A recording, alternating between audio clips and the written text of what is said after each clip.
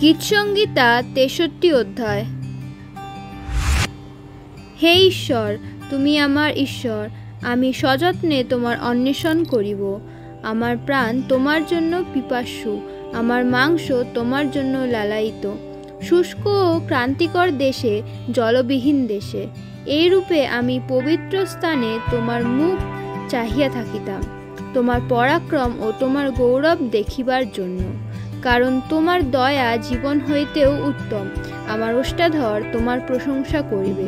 এইরূপে আমি যাবজ্জীবন তোমার ধন্যবাদ করিব।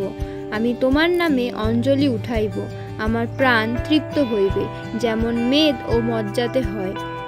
আমার মুখ আনন্দপূর্ণ ওষ্ঠাধরে তোমার প্রশংসা করিবে।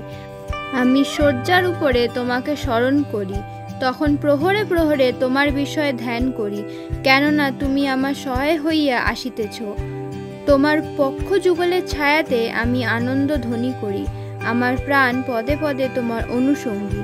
তোমার দক্ষিণ হস্ত আমাকে ধরিয়া রাখে, কিন্তু উহারা বিনাশার্থে আমার প্রাণের অন্বেষণ করে। তাহারা পৃথিবীর অধস্থানে যাইবে, তাহারা খড়গের হস্তে সমর্পিত হইবে, তাহারা শৃগালের খাদ্য হইবে, কিন্তু রাজা ঈশ্বরে আনন্দ করিবেন। যে কেহ তাহাতে শপথ করে সে শ্লাঘা করিবে, কারণ মিথ্যাবাদীদের মুখ রুদ্ধ হইবে। আমেন।